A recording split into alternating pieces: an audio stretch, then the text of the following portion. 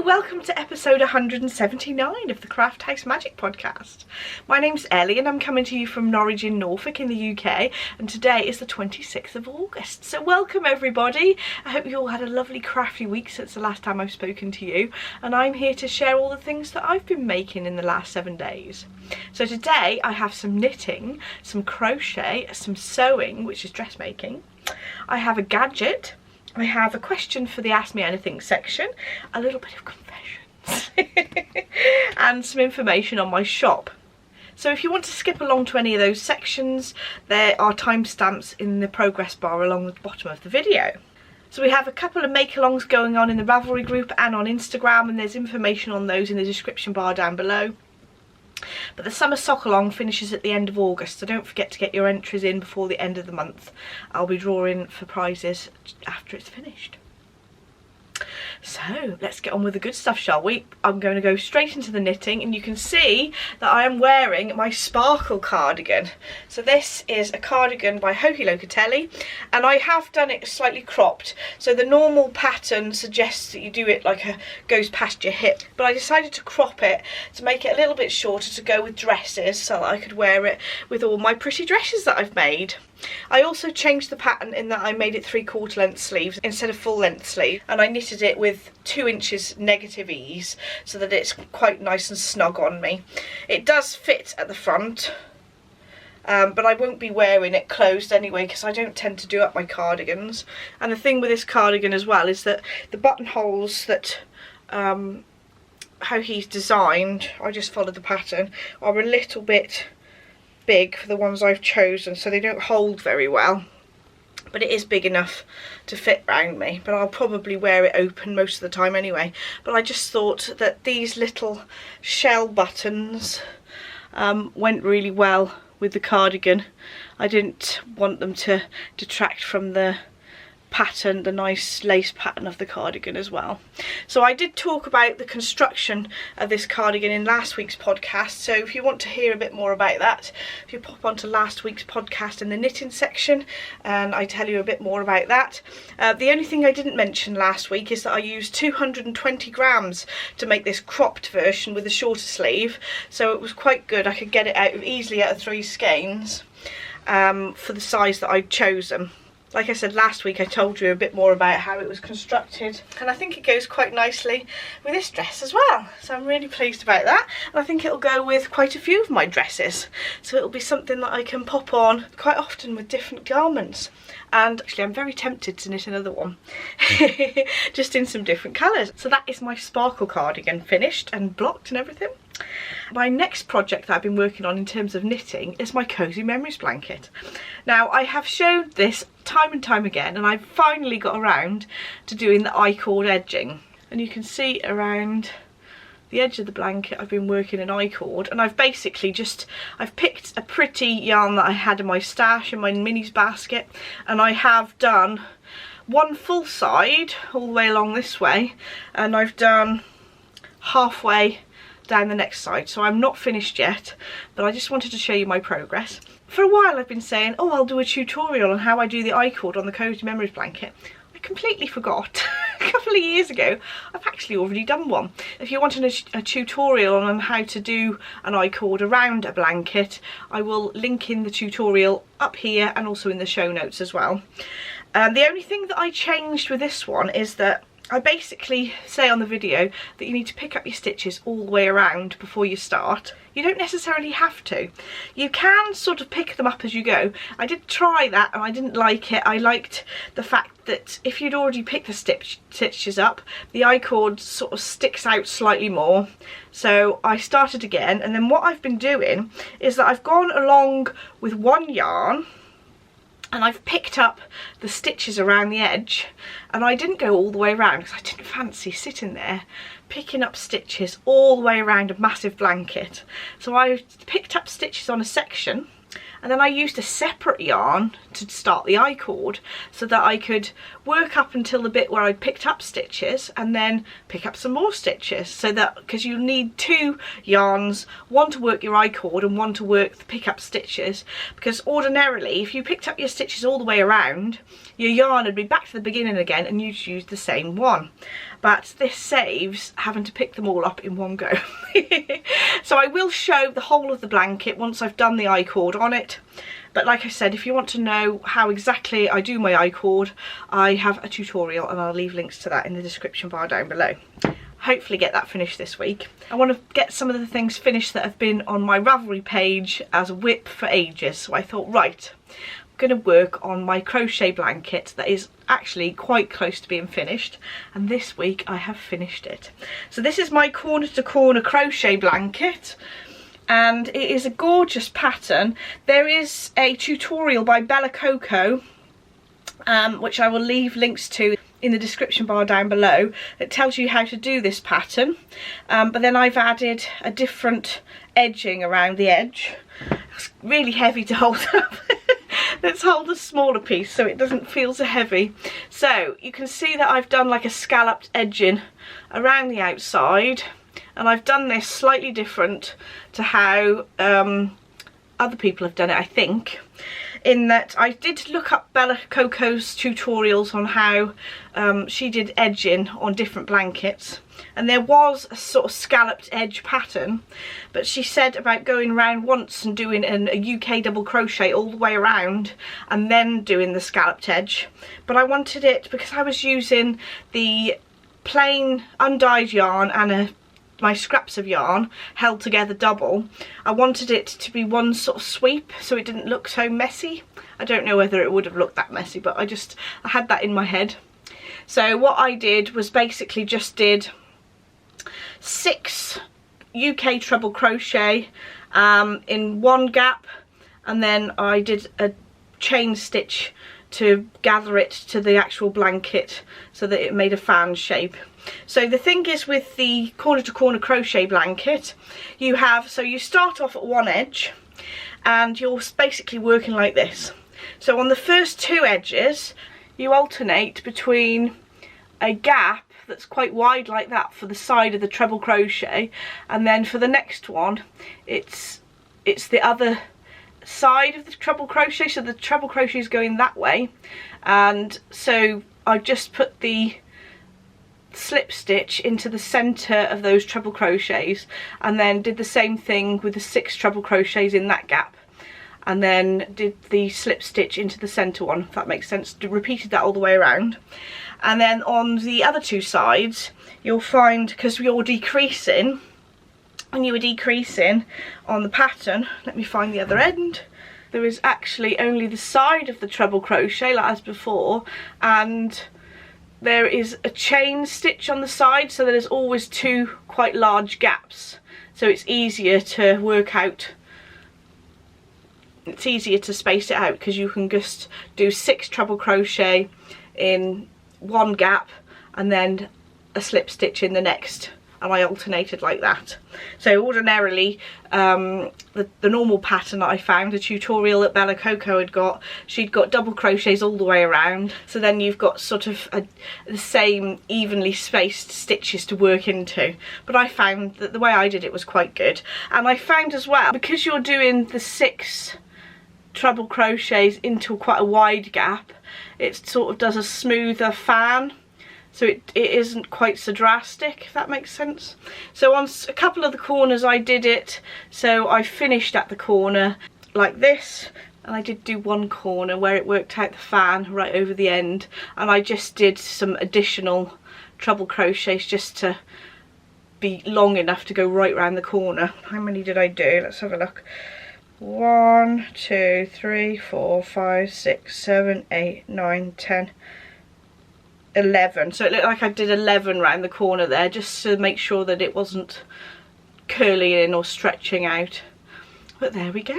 I used all my little scraps of yarn to make this, so it is rather random. They're joined together using the magic knot technique, and I do have a video for that as well, and I'll leave links to in the description bar and up in the corner there if you want to have a look at those.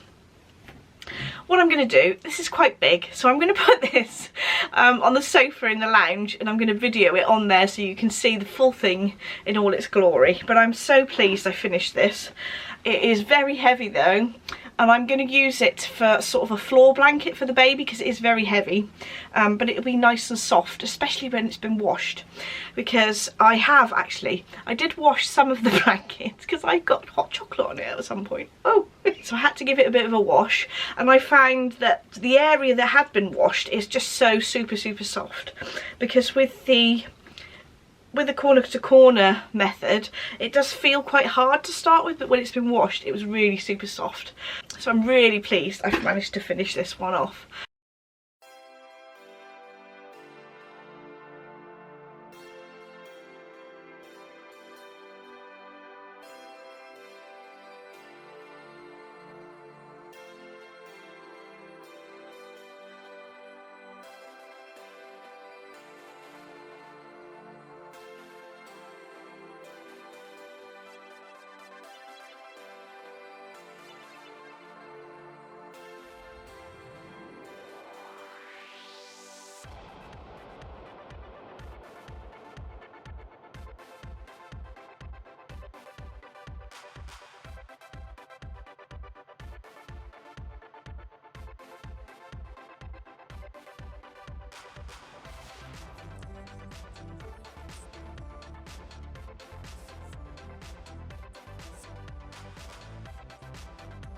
So I'm so pleased I managed to finish this one off. What I will do, I'll leave a written description of exactly how I've done the edging on my Ravelry page if anyone wants to refer back to that. And maybe I'll also put it in the show notes in the description bar down below, and also on the show notes on my website as well, so that you can find them a bit more easily. But there we go. That's my crochet for this week. So now we're on to the sewing section. Now, if you've been watching the last few weeks, I have gone a little bit mad with getting my stripy jersey fabrics out of my stash and using them. And today I have 2 more to show you. And I also have 2 more tops cut out that I'm going to hopefully finish for next week. So I'm afraid there's a bit of a jersey overload at the moment, but I wanted to get them made up so that I can have them ready to wear after my pregnancy, because I'm sure I'm not going to have much time to do sewing after the baby comes. So that's the idea. So Barbara will come over and show you the first of my tops that I've made. Barbara, would you like to come over? Thank you very much, Barbara. Now, I did do the same pattern modifications as the top I made last week. So this is the Frankie t-shirt by Tilly and the Buttons. It's got a raglan sleeve. The first modification is that I tend to always use the Agnes neckline, so I transferred the Agnes neckline, which is slightly lower than the Frankie t-shirt, onto the pattern, and I always use those panel pieces for the main body. But I've also drafted facing for this top so that I don't have to have like a neck binding, so that if I've got stripy fabric it sort of simplifies the look a little bit, and I think that's a nice sort of neat finish to it. And I'd done the same design with a stripy fabric with cherries on last week, and I thought it'd look nice in this navy and red stripe. So this is a cotton jersey that I'd picked up from Elsa Fabrics. If they still have some, I will link it in the description bar down below, but it's a really nice thick quality cotton jersey. And you can see at the back that I've just made it up. It's a simple t-shirt really, same as I showed you last week, but I just thought that it worked really well in these colours. Let me lean it a bit closer so that you can see the fabric a little bit better. I tried to match up the side seams up here, but you can't always match every stripe on a raglan sleeve, but I've tried my best. And again, I've tried to match the side seams as well with the stripes, but I don't think it matters as much if there's finer stripes when they're not as wide. So there we go, that's my first one. I will also pop these on and give you a quick twirl up here so that you can see what they look like on me. I think though that the Frankie t-shirt is starting to look a little bit tight on my bump. So do bear in mind that it's normally not quite so tight on my bump. I wanted to make them up though because I wanted them ready so that I've got lots of t-shirts for after I've given birth, and once I've lost a little bit of weight, because I'm now about 6 months, so I'm quite well into my pregnancy. So thank you very much, Barbara. Would you like to swap into the next t-shirt? Thank you very much, Barbara. So Barbara has got on an Agnes t-shirt, and this is also a Tilly and the Buttons pattern. This one though, I haven't made an awful lot of modifications to it. I've just taken some length off the sleeve because I think the original pattern was elbow length or full length, I think. So this one is a shorter length. I've just cropped the sleeve to a nice short sleeve because I wear a lot of short sleeve t-shirts because I tend to get a little bit hot.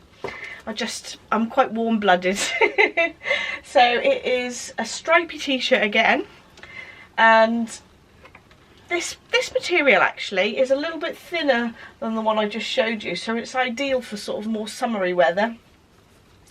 It is a cotton though, and it's got a lovely smooth feel to it, and I picked this up from Sherwood Fabrics, and I'm pretty sure that they've got some of this left actually, if you're looking to get some. But it's got a nice classic striped pattern, and then I've used the stripe in the different direction just around the neckline, and I think that looks quite nice. So just a nice addition to my wardrobe, and I can wear this with like a skirt or something, or a pair of jeans. There's lots of possibilities, I think. And I bought this with a number of other fabrics to sort of make a capsule wardrobe, and I have made one of the skirts that I had in mind for that capsule wardrobe, but I've still got a few of the things that I wanted to make to complete it. And I've got some really nice denim chambray, really dark blue, that would be really nice for a skirt to go with this top. But there we go. Thank you very much, Barbara. So here's a quick look at this top on me. You can see that the baby bump's starting to push it out a little bit, but normally this sort of shape is really flattering. I think it still looks pretty good with my baby bump. I can still manage a few weeks yet, I think. But I just love the nice clean neckline without the button band on. Really pleased about that. Give you a quick twirl. Now here we are, is the second one. So this is the Agnes t-shirt, and it's just a lovely staple, I think. I've sort of put off using my stripy fabric because they're not quite as exciting as the florals, but it's nice to have some staples in my wardrobe that are nice and stripy. And I do like the neckline to be in the alternate direction. I think that looks quite cute. Ta-da! I have also been sewing something for the baby as well. So I've been using my scraps of leftover fabric left over from the t-shirts that I've been working on to make some little leggings. So these are the Petite Pegs pattern by Patterns for Pirates, and they were a free pattern. And I've chosen the up to 3 month size. And they're a great way of using up scraps of fabric left over from t-shirts, because I only normally buy a metre and that's plenty to make a t-shirt, but I've got scraps left over. Use them up to make these little leggings. That's really good. So I've got a nice pair of black and white striped ones which go with my t-shirt which I just showed you. And I do have some very bohemian for a little boy. Some little floral ones with some cactus print on, which goes with a t-shirt that I made not so long ago. I have another stripe, and this was a fabric that I turned into a molly top I sew over it a couple of weeks ago. Well, it was last week I think actually. And then the cherry fabric that I'd made a t-shirt out of last week as well. And then I had some little scraps of another floral and some little scraps of the stripy left over, so I put those together. It's a little bit bohemian, having pink flowers for a boy, but he's only going to be 3 months, so I'm sure he's not going to care. But I've got 5 pairs there out of scraps of leftover fabric that I wouldn't have perhaps used. I could have perhaps made some underwear with it, but some of them I didn't have quite enough for that anyway. So 5 pairs of leggings.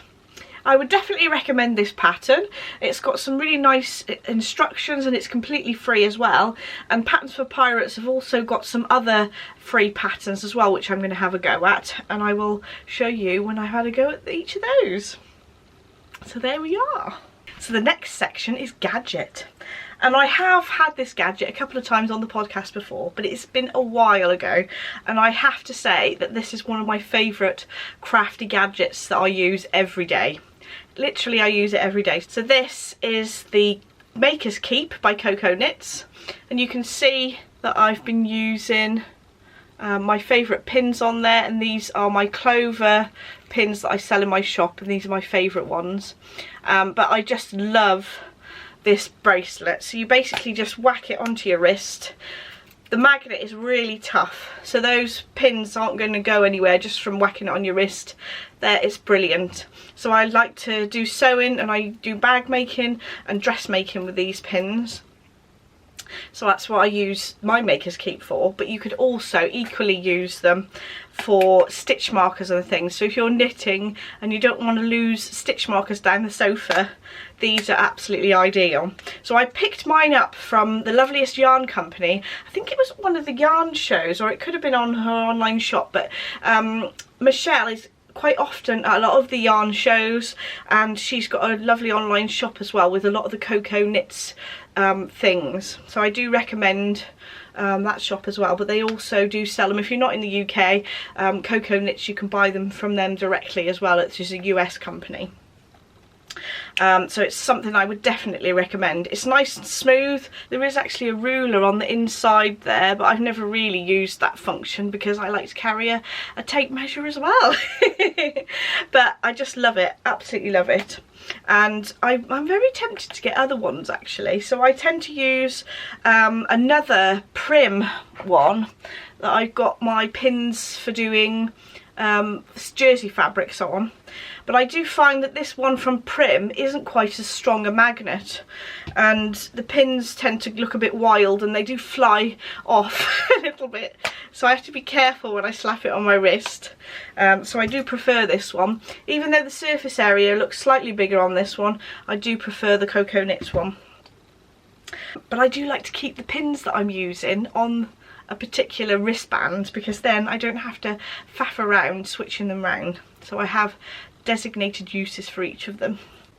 So I'm on to my Ask Me Anything question now, and I've got a question from Christine, and she was asking, when did you cut out garments? Do you use pins and scissors or a rotary cutter and a cutting mat?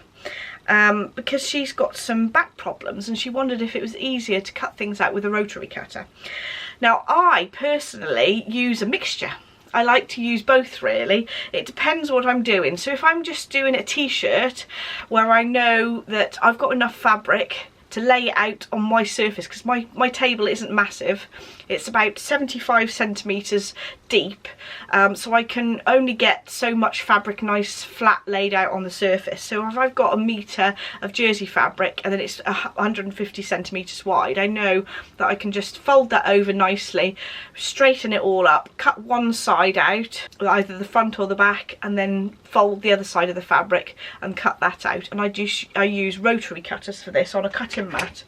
I use two rotary cutters. They're both Alpha rotary cutters. This one is a 45mm blade, and this I just use for lots of general use. I use it for cutting quilting fabrics and all sorts, and dressmaking as well. But I do have a smaller one. Now this is ideal if you're trying to cut round sharper curves and it's easier to get the blade in. So I've got a 45mm and a 28mm rotary cutter, and I do find having both of these is very useful. If you were thinking, well, I only want to buy one, if it was in terms of dressmaking, I'd probably buy this smaller one, because I find the smaller one obviously gets into the like armsicles if they're quite tight, and it's easier to use this one. This one is a nice pretty colour though. These newer ones, they are slightly more ergonomic and I find them more comfortable to use for long periods, but to be honest, if you're only cutting out a few things, this sort of shape is fine as well. And I don't think they do the smaller one in the nice pretty colours. I think they do pink as well. So to weigh my fabrics down, I tend to use these quite heavy washers. I will see if I can find the links to them, but I bought them quite a few years ago now, but they are really heavy washers that I've just picked up from eBay, and I've been meaning to get around to sort of spraying them or painting them in nice pretty colours. But they're still functional. They're basically just a nice thick washer just to weigh down the fabric. You can make some pouches to put rice in, but I really like these being flat because they don't get in the way so much when you're trying to use the rotary cutter around them.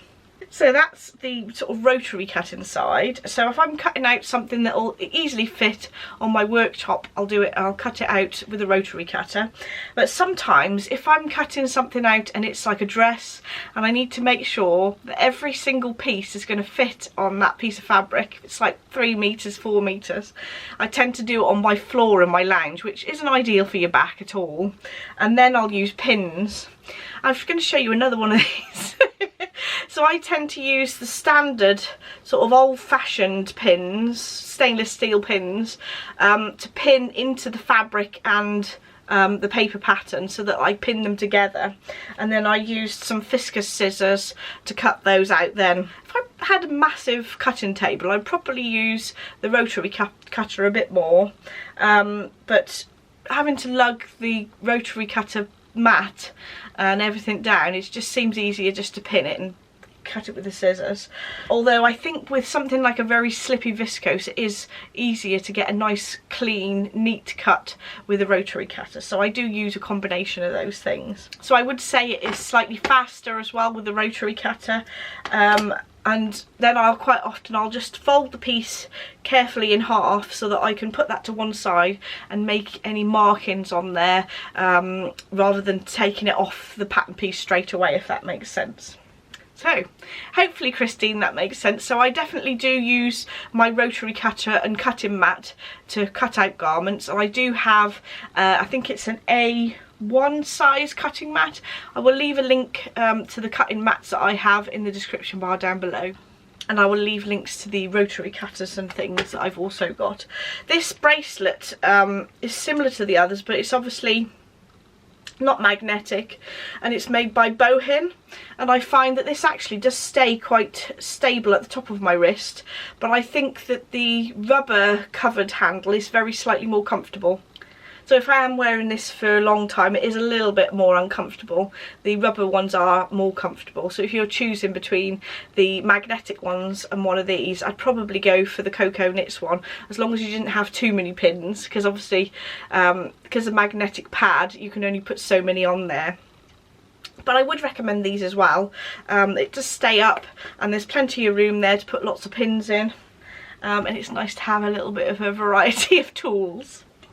So there we go, Christine, hopefully that answers your question. I now have my confessions section. So I've been sent a gorgeous, gorgeous skein of yarn from Claire from Mr. and Mrs. Rabbit Yarns. Isn't it beautiful? So she sent me this to knit something or crochet something to make something for our new baby. That was really lovely. Thank you ever so much, Claire. It's beautiful. Oh, isn't that lovely? So it's got different blues and greys and splashes of green, and it's made of 50% non-superwash merino and 50% silk, and it feels absolutely beautiful. So thank you ever so much, Claire. Claire has got a lovely shop. If you follow her on Instagram, you'll see all the beautiful colourways that she dyes, and she always packages things up ever so nicely. And she put this little card in. Isn't that sweet? Isn't that gorgeous? With a little lavender sachet and a couple of lovely tea bags as well. So thank you so much, Claire. I will be looking what I'm going to make this into at the weekend. So we're now on the last section, my shop update section. So I just wanted to say that the DPNs, the steel DPNs, have now been restocked, and I forgot to say last week, the September yarn clubs are now available. They will be available until the 5th of September for pre-order, and then I'll be posting those out on the 17th of September. Now this will be the last club of the year. There won't be any clubs until early next year, I think. So I think that's all for today. Thank you so much for watching. Don't forget to like and subscribe if you'd like to see more, and I shall see you in the next podcast. Bye!